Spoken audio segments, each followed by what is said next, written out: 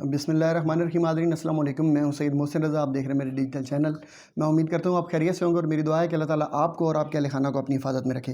ناظرین، آج میں نے دو امپورٹنٹ ٹاپک ہیں جن پر آپ سے بات کرنی ہے۔ ایک تو عمران خان صاحب کے حوالے سے ان کا ایک کیس آج سماعت کے لیے لگ رہا ہے۔ دوسرا کیس جو ہے، میں کیس اس لیے کہہ رہا ہوں کہ وہ بھی ایک کیس سے کم نہیں ہے۔ بہرحال دوسرا جو ہے میرا آج کا ٹاپک وہ ہے کسان کے حوالے سے ہے کہ کسان کے حوالے سے ایک نیا پروپیگنڈا چھڑا ہے مارکیٹ میں، اور اس نے ایک مرتبہ پھر کسان کی کمر توڑ کے رکھ دی ہے۔ اس سے پہلے گندم سکینڈل تو آپ کو پتہ ہی ہے، جو اس میں کسان کی جو حالت ہوئی ہے، ابھی اس غم، اس تکلیف، اس دکھ سے وہ باہر نہیں نکلا تھا کہ اب جو دوسرا ایشو ہے وہ کسان کے اوپر قیامت بن کے ٹوٹ پڑا ہے۔ بہرحال میں اپنی گفتگو کا ابتدا جو ہے یا آغاز جو ہے وہ کسان کے حوالے سے ہی کروں گا۔ ہوا یہ ہے کہ ایک یوٹیوبر ہیں، یوٹیوبر تو نہیں ہے، بیسیکلی وہ ڈاکٹر ہیں۔ تو اگر ہم یہ کہہ لیں کہ ایک ڈاکٹر صاحب یوٹیوبر ہیں، انہوں نے ایک ویڈیو لگائی ہے، اور اس ویڈیو کو کچھ لوگوں کے سمجھنے میں غلطی ہوئی ہے، اور کچھ ڈاکٹر صاحب جو تھے وہ صحیح طرح کلیریفائی بھی بہرحال معذرت کے ساتھ وہ نہیں کر سکے۔ ڈاکٹر صاحب کی ویڈیوز میں پہلے بھی سنتا رہتا ہوں۔ ڈاکٹر صاحب کی بہت ساری ویڈیوز ایسی ہوتی ہیں جن میں جو الفاظ کا چناؤ ہے بہرحال وہ کسی حد تک کمپرومائزڈ ہوتا ہے۔ کمپرومائز بھی اگر میں یہ کہوں کہ وہ الفاظ کا چناؤ اچھا نہیں ہوتا، اور اچھے الفاظ وہ عام طور پہ استعمال نہیں کرتے، تو یہ غلط نہیں ہوگا۔ اس کی وجہ یہ کہہ سکتے ہیں کہ ان کو اوور کانفیڈنس ہے، یا وہ جو چیزیں کر رہے ہوتے ہیں انہیں شاید اس پر بھروسہ بہت زیادہ ہوتا ہے کہ میں جو کہہ رہا ہوں وہ بالکل ٹھیک ہے، تو شاید اس وجہ سے بھی وہ الفاظ جو ہے سم ٹائم ایسے استعمال کر جاتے ہیں کہ جو دوسرے لوگوں کو تکلیف دیتے ہیں۔ یہی وجہ ہے کہ جب وہ ویڈیو بنا رہے تھے شاید ان کے پاس ٹائم کی کمی ہوگی، تو انہوں نے پوری طرح اس کو کلیریفائی نہیں کیا چیزوں کو۔ کنفیوژن رہ گئی، اس کنفیوژن سے لوگوں نے فائدہ اٹھایا۔ جب وہ ریئیکشن آیا ان کے خلاف، لوگ جب بولے تو وہ ویڈیو وائرل ہو گئی۔ وائرل تو وہ پہلے بھی ہو جاتی ہے۔ ڈاکٹر صاحب کو میں یہ بھی نہیں کہوں گا کہ لوگ بہرحال یہ کہہ رہے تھے کہ کمنٹس لینے کے لیے، ویوز لینے کے لیے، اور آپ نے یہ چیزیں کی ہے تو ڈاکٹر صاحب کو ویوز اچھے مل جاتے ہیں، ان کو عام طور پہ یہ ویوز لینے کے لیے اس طرح کی حرکت نہیں کر سکتے۔ میرا یہ ماننا ہے کہ بینگ ڈاکٹر یہ ان کی رسپانسبلٹی تھی۔ انہوں نے ایک چیز کی اویئرنیس دی، لیکن غلط ٹائم پر دی اور غلط انداز میں دی۔ اس سے نقصان کیا ہوا؟ نقصان یقیناً آپ کو پتہ ہے کہ پوری کی پوری تربوز کی مارکیٹ تھی وہ کرش کر گئی۔ واقعہ کچھ اس طرح ہوا کہ ڈاکٹر صاحب نے پچھلے دنوں ایک ویڈیو اپلوڈ کی، اور اس ویڈیو میں انہوں نے کہا کہ جو تربوز مارکیٹ میں آ رہا ہے اس کے اندر کیمیکل انجیکشن جو ہے وہ انجیکٹ کیے جا رہے ہیں، اور اس سے ہوتا یہ ہے کہ تربوز ایک تو میٹھا ہو جاتا ہے اور اس کا کلر ریڈ ہو جاتا ہے۔ وہ پیٹرولیم انجیکشن ہوتے ہیں۔ اوورآل اگر بات کی جائے تو اس طرح ہونا یہ کوئی عجوبہ نہیں ہے، یا بعض لوگوں نے چونکہ کہا اپنی ویڈیوز بنا کر، انجینئر محمد علی مرزا صاحب، کچھ ڈاکٹر صاحبان اور بہت سارے لوگ بولے، انہوں نے کہا کہ یہ پاسبل نہیں ہے، کسی فروٹ کے اندر اگر آپ سرنج لگا دیتے ہیں تو پھر وہ فروٹ خراب ہو جاتا ہے، وہ ٹھیک نہیں رہتا، تو یہ ممکن ہی نہیں ہے کہ اس طرح ہو۔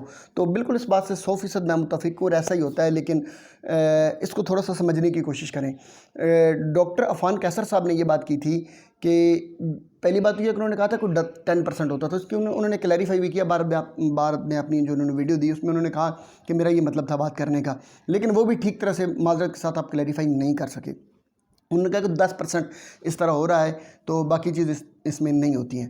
تو ایک چیز تو یہ پہلے ہم سمجھتے ہیں کہ یہ کیوں کیا جاتا ہے۔ یقیناً اس لیے کیا جاتا ہے کہ تربوز جو ہے وہ کچا رہ جاتا ہے، اور کچے تربوز کو مارکیٹ میں جب بھیجا جاتا ہے تو اس کو کلرڈ کرنے کے لیے، یعنی کلر دینے کے لیے اور میٹھا کرنے کے لیے، کچا ہوگا تو وہ کلر بھی نہیں ہوگا، میٹھا بھی نہیں ہوگا، کلر دینے کے لیے اور میٹھا کرنے کے لیے اس کے اندر انجیکشن لگایا جاتا ہے، پیٹرولیم انجیکشن۔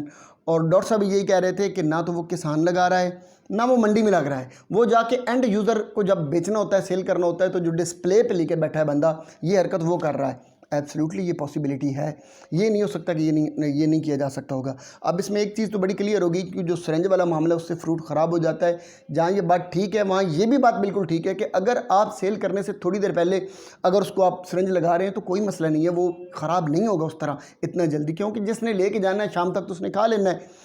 تو ڈاکٹر صاحب کا یہ ماننا تھا۔ اس کے بعد جب انہوں نے یہ بات کی تو انہوں نے کہا کہ چونکہ ہیضہ کی جو وبا ہے وہ اس وجہ سے پھیل رہی ہے، اور بہت تیزی سے پھیل رہی ہے، اور ایبسلیوٹلی ہیضہ اس بار بہت تیزی سے پھیلا، بہت زیادہ پھیلا، اور انہوں نے کہا کہ اس میں وجہ جو ہے وہ تربوز ہے۔ تو بہرحال میں سے بھی اتفاق نہیں کر سکتا، کیونکہ ایک تو یہ سیزن ہے ہیضہ کا، اور اس سیزن میں ہر سال اگر ہیضہ پھیلتا ہے وہ بڑی تیزی سے پھیلتا ہے۔ یہ کمپیریٹیولی تھوڑا زیادہ تھا اس بار۔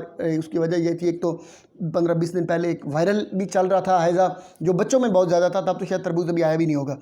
اور دوسری وجہ یہ تھی کہ اچانک گرمی اتنی زیادہ آئی، سردی تھی اپریل میں بھی، رات کے ٹائم پہ بھی اکثر لوگوں نے جرسیاں بھی استعمال کرنی شروع کر دی تھیں۔ یہ آپ مذاق نہ سمجھیے گا، میں صحیح کہہ رہا ہوں کہ ایسا ہوا جب بارشوں کا سیزن چل رہا تھا تو رات کے وقت لوگوں نے ایک مرتبہ چادریں اور وہ بھی یوز کی۔ اینی وے اچانک جب آئی گرمی تو ڈی ہائیڈریشن بہت زیادہ ہو گئی، لوگوں کو ڈی ہائیڈریشن آپ کو پتہ ہے الٹیمیٹلی ہیضہ بنتا ہے۔ تو ایک تو یہ وجہ تھی، دوسرا وائرل بھی भी था, साथ तरबूज भी कहीं ना कहीं वजह होगी और यकीनन इंजेक्शन भी वजह होंगे, लेकिन डॉक्टर साहब माजरत के साथ वो 10% नहीं होंगे। वो कोई मेरा ये मानना है कि वो ज़्यादा से ज़्यादा 0.5%, इससे ज़्यादा नहीं हो सकते। इतना आपसे इत्तफाक बहरहाल किया जा सकता है कि इंजेक्शन लगाए जाते हैं। ये इंटरनेशनल इशू है, ये कोई पाकिस्तान के अंदर नहीं हो रहा, ये पूरा सोशल मीडिया इंटरनेट इसकी अवेयरनेस से भरा पड़ा है। तो डॉक्टर साहब ने जब ये वीडियो बनाई तो उन्होंने चीज़ें क्लियर नहीं की। किसान ये समझा कि हमें ये कहा जा रहा है कि हम खेतों में इंजेक्शन लगा देते हैं, तो खेतों में तो डॉक्टर साहब अंडरस्टूड बात है ना कि हज़ारों, कम से कम 4-5 हज़ार तो होता ही है ना, जो छोटा भी किसान हो, तो 4-5 हज़ार तरबूज को इंजेक्शन लगाने के लिए उसके 2 दिन लगेंगे कम से कम, इससे भी ज़्यादा लगेंगे वैसे। एक तरबूज में जाके इंजेक्ट करना इंजेक्शन, फिर सुरंज भरो, फिर जाओ, फिर वो केमिकल भी लेके आएगा और वो पूरा खेत, ये पॉसिबल नहीं है, वो नहीं कर सकता ऐसा। उसके लिए ये टाइम, उसका क्या वजह है, वो क्यों करे? 3-4 दिन वो इंतज़ार कर लेगा, 1 हफ़्ता वेट कर लेगा ज़्यादा से ज़्यादा, कुछ साल थोड़ी उसने इंतज़ार करना है। तो 1 हफ़्ते के बाद वो सेल कर लेगा, 1 हफ़्ते बाद तो वो पक ही जाएगा, खुद ही नेचुरल प्रोसेस से ही पक जाएगा। तो ये किसान तो ये कर ही नहीं सकता। किसान पर ये ब्लेम करना, किसान पर ये इल्ज़ाम लगाना, ये समझना कि ये किसान को कहा जा रहा है, ये गलत बात है। तो वहाँ पर तो ये पॉसिबल ही नहीं है। किसान अपनी फसल बहरहाल उसमें 2 नंबरी नहीं कर रहा। अब सवाल ये है कि जब किसान 2 नंबरी कर ही नहीं रहा तो फिर कच्चे कहाँ से आ गए? किसान तो अपना पक्का करके तरबूज बेच रहे हैं, तो फिर इंजेक्शन लगाने की ज़रूरत क्या है?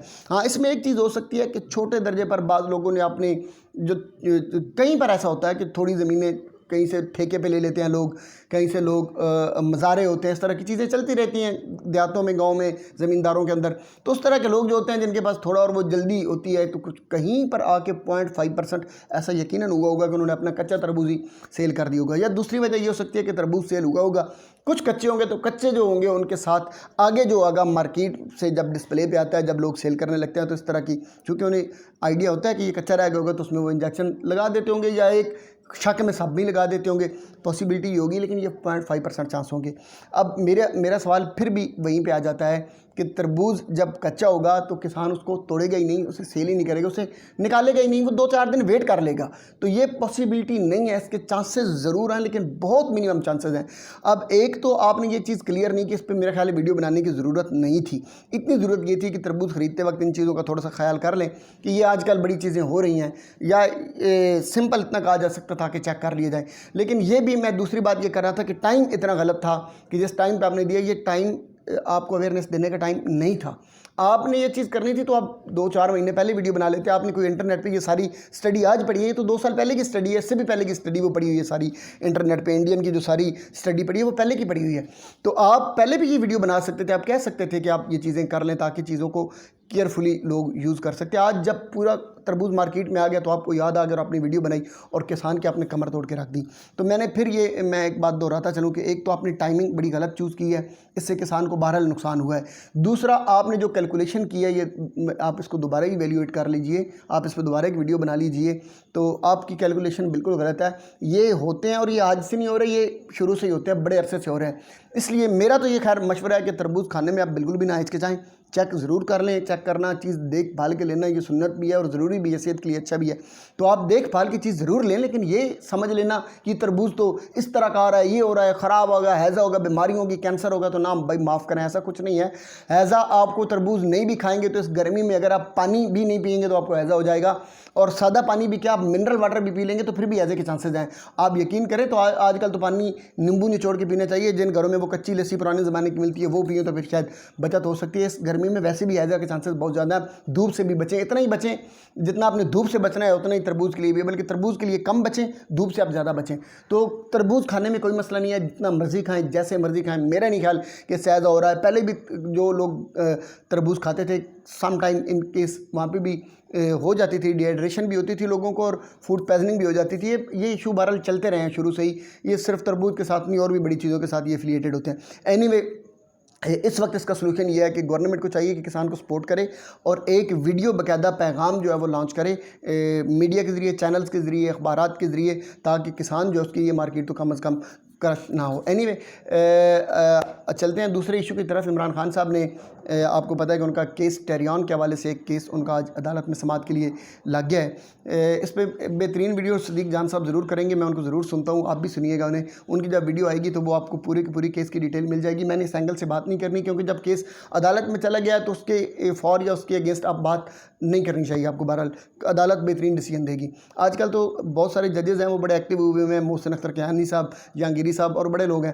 اب چونکہ توقع بھی کچھ کی جا سکتی ہے کہ یہ کیس آج ہی شاید اڑا کے رکھ دیا جائے، لیکن سوال یہ ہے کہ یہ کیا بنتا تھا؟ مطلب اس کیس کا اس طرح اس موقع پر لے کے آنا، کیا یہ جسٹیفائی کرتی ہے یہ چیز؟ یہ کیس اتنا پرانا ہے. عمران خان جب کرکٹ کھیل رہا تھا اس زمانے کی یہ بات ہے، انگلینڈ میں جب ہوتا تھا اس زمانے کی یہ بات ہے کہ ایک عورت کے ساتھ کہتے ہیں کہ اس کا افیئر تھا، اور عورت نے یہ کہا جی مجھے آپ سے بچہ چاہیے، تو عمران خان نے جی حامی بھر لی، اور وہ ایک بیٹی اور ٹیریان، اور اس کا نام ٹیریان رکھا. عمران خان آج اس کو آن نہیں کر رہا کہ وہ میری بیٹی نہیں ہے. وہ عورت یہ کہتی ہے کہ یہ عمران خان کی بیٹی ہے. ایک فیک ڈی این اے رپورٹ بھی ساتھ لگا دی جائے گی. یہ ساری چیزیں ٹھیک ہے، کر لیا آپ نے، ہو جائے گا.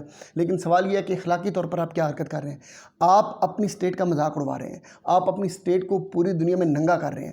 آپ صرف انا کی خاطر بدلہ لینے کے لیے، کیونکہ ہمیں یس سر کیوں نہیں کہا گیا، ہمارے بوٹ پالش ہوتے رہتے تو اچھا تھا، ہماری گود میں بیٹھ کر حکومت کی جاتی تو ٹھیک تھا، کسی نے یہ کیوں کہا کہ رجیم چینج کے لیے باہر سے لوگوں کے انوالومنٹ ہے، کنٹریز کے انوالومنٹ ہے. امریکہ نے باقاعدہ اس میں اپنا رول پلے کیا ہے، اور ہماری جو اس وقت کی حکومت جو ہے یہ بیسیکلی امریکہ کے پے رول پہ، اس طرح کی باتیں یہی تھی نا ساری. 9 مئی ہو گیا، یہ سارے معاملات اس انا کا بدلہ لینے کے لیے اپنی پوری ریاست کا مذاق بنا دیا، پوری ریاست کو اپنے دو پر لگا دیا، پوری قوم کو اپنے دو پر لگا دیا.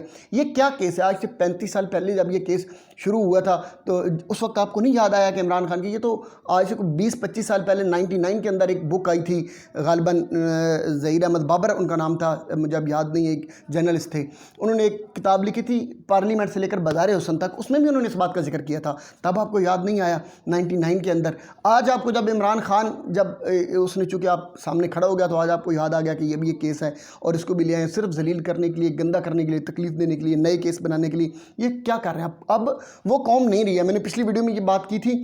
اب یہ اگرچہ یہ پروو بھی ہو جائے نا، یہ ثابت بھی ہو جائے، آپ کر بھی لیں، یہ مان بھی عمران خان کھڑا ہو کے کٹہرے میں کہہ دینا کہ ہاں وہ میری بیٹی ہے، تو پھر بھی میں آپ کو بتا رہا ہوں کہ آپ عمران خان کا ووٹر نہیں ٹوٹنے والا. یہ اور لوگ ہیں، یہ وہ لوگ نہیں ہیں جو آپ سمجھ رہے ہیں.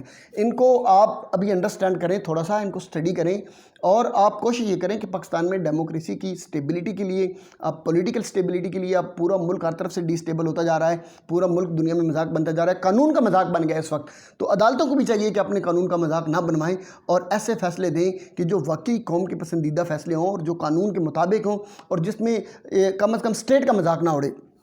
اب کل کو کوئی آپ کے خلاف اگر کھڑا ہو جائے اور وہ کہہ دے کہ آپ کی جو مریم کی جو بڑی بیٹی ہے اس کی شکل شہزادہ جاسم سے ملتی ہے، تو آپ کیا کہیں گے کہ بھائی ٹھیک ہے اس پہ بھی ایک کیس بنا دو. یہ ایک نیا مذاق، ایک نیا محاذ کھل جائے گا. آپ پاکستان میں ہزاروں ایسے لوگ ہیں جنہیں آپ پکڑ کے افریقہ میں لے جائیں تو ساروں کی شکلیں ان کے ساتھ ملتی ہوں گی، تو وہ سارے کیا ان کے بچے ہو جائیں گے؟